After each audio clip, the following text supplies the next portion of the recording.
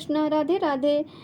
अश्विन मास के कृष्ण पक्ष की एकादशी को इंदिरा एकादशी का व्रत रखा जाएगा। इंदिरा एकादशी पितृपक्ष के दौरान आती है, इसलिए इसका महत्व और भी बढ़ जाता है।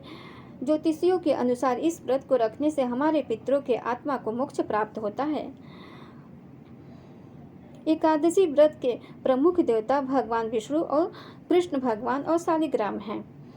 जो भी एकादशी का व्रत नहीं करता है उसे भी इंदिरा एकादशी का व्रत अवश्य ही करना चाहिए और इस व्रत का पूरा फल हमें अपने पितरों को दे देना चाहिए। यह व्रत 21 सितंबर को रखा जाएगा। हिंदू पंचांग के अनुसार एकादशी तिथि 20 सितंबर को रात 9:26 से प्रारंभ हो जाएगा और 21 सितंबर को रात 11:34 तक रहेगा। उदया तिथि के कारण इंदिरा एकादशी का व्रत 21 तारीख को ही रखा जाएगा और इस बार इंदिरा एकादशी का जो व्रत है एकादशी तिथि में पूरा दिन एकादशी तिथि ही रहेगा। एकादशी के दिन प्रातःकाल उठ जाना चाहिए सूर्य निकलने से पहले। एकादशी की पूजा पाठ में साफ सुथरा ही कपड़ा पहनना चाहिए। नीले और काले कलर का कपड़ा ना पहने, जहाँ तक हो सके पीला और लाल ही पहने। एकादशी के व्रत विधान में परिवार में शांतिपूर्वक माहौल रहना चाहिए, लड़ाई झगड़ा नहीं होना चाहिए। एकादशी के व्रत में चावल का परहेज है, जैसे जो व्रत नहीं करता है उसे भी चावल नहीं खाना चाहिए। पालक, बैगन, मसूर की दाल आदि नहीं खाना चाहिए। प्रातःकाल उठ करके स्नान आदि से निवृत्त हो करके सूर्य भगवान को अर्घ्य देना चाहिए। फिर तुलसी माता का पूजन करना चाहिए। भगवान विष्णु और शालिग्राम के स्वरूप को या फिर आपके पास श्री कृष्ण भगवान है उनके भी विग्रह को पंचामृत से खूब अच्छे से स्नान कराना चाहिए। उसके बाद पीला फूल, पीला फल, तुलसी दल उन्हें अर्पित करना चाहिए। धूप दीप जला करके पूजन करना चाहिए। इससे भगवान विष्णु प्रसन्न होते हैं।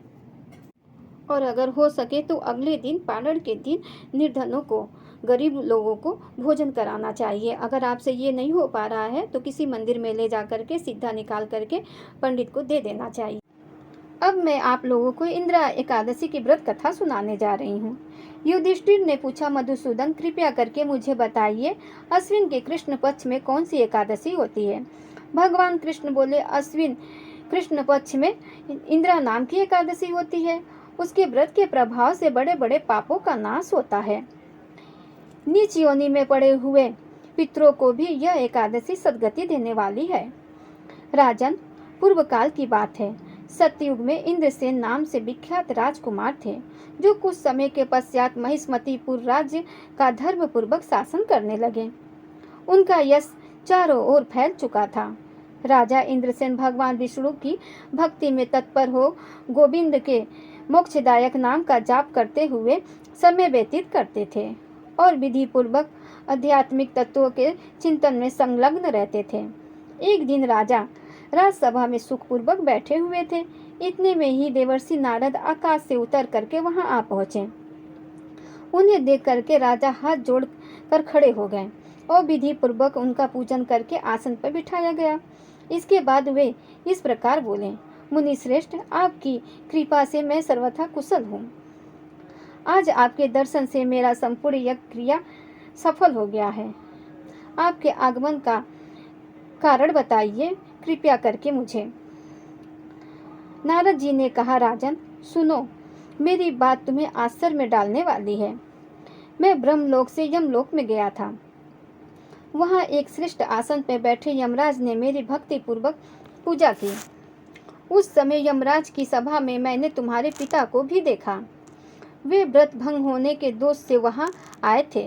राजन, उन्होंने तुमसे कहने के लिए एक संदेश दिया है, उसे सुनो। उन्होंने कहा है, पुत्र, मुझे इंदिरा के व्रत का पुण्य दे करके स्वर्ग में भेजो। उनका यह संदेश लेकर के मैं तुम्हारे पास आया हूँ। राजन, अपने पिता को स्वर्ग लोक की प्राप्ति के लिए इंदिरा का व्रत करो। राजा ने पूछा, भगवान कृपया करके इंदिरा का व्रत बताइए। किस पक्ष में, किस तिथि को और किस विधि से यह व्रत करना चाहिए।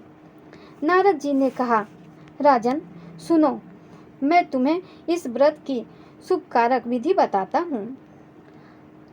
अश्विन मास के कृष्ण पक्ष के 10वीं के उत्तम दिन को श्रद्धा युक्त चित्त से प्रातःकाल स्नान करें। फिर मध्याह्न काल में स्नान करके एकाग्र चित्त हो करके एक समय भोजन करें और रात्रि में भूमि पर सोएं। रात्रि के अंत में निर्मल प्रभात होने पर एकादशी के दिन दातुन करके मुँह धोएं। इसके बाद भक्ति भाव से कमल नयन भगवान नारायण, आज मैं सब भोगों से अलग हो निराहार रहकर कल भोजन करूँगा, आप मुझे शरण दें, भगवान से ऐसा प्रार्थना करें। इस प्रकार नियम करके मध्याह्न काल में पितरों की प्रशंसा के लिए शालिग्राम शिला के सम्मुख विधि पूर्वक श्राद्ध करें तथा ब्राह्मणों को दक्षिणा दें। ब्राह्मणों का सत्कार करके उन्हें भोजन कराएं। पितरों को दिए हुए अनंतमय पिंड को सूंघ कर विद्वान पुरुष गाय को खिला दें। फिर धूप गंध आदि से भगवान ऋषिकेश का पूजन करें। रात्रि में उनके समीप बैठ करके जागरण और कीर्तन करें। तत्पश्चात सवेरा होने पर द्वादशी के दिन पुनः भक्ति पूर्वक श्री हरि का पूजन करके उसके बाद ब्राह्मणों को भोजन कराकर भाई बंधु नाती पुत्र आदि के साथ स्वयं मौन होकर के भोजन करें। राजन, इस विधि से आलस रहित हो करके तुम इंद्रा का व्रत करो। इससे तुम्हारे पितृ भगवान विष्णु के वैकुंठ धाम में चले जाएंगे। भगवान श्री कृष्ण कहते हैं, राजन, राजा इंद्रसेन से ऐसा कहकर नारद मुनि वहां से अंतर्ध्यान हो गए। राजा ने उनकी बताई हुई विधि से रानियों और पुत्र भाई बंधुओं के साथ इस व्रत का अनुष्ठान किया। कुंती नंदन, व्रत पूर्ण होने पर आकाश से फूलों की वर्षा होने लगी। इंद्रसेन के पिता गरुड़ पर आरूढ़ हो करके श्री विष्णु धाम चले गए और इंद्रसेन भी अकंटक राज का उपभोग करके अपने पुत्रों को राज सौंप करके स्वयं स्वर्गलोक को चले गए। इस प्रकार मैंने तुम्हें इंदिरा एकादशी व्रत के महात्म का वर्णन सुना दिया। इसको पढ़ने और सुनने मात्र से मनुष्य के सभी पापों से मुक्ति हो जाती है।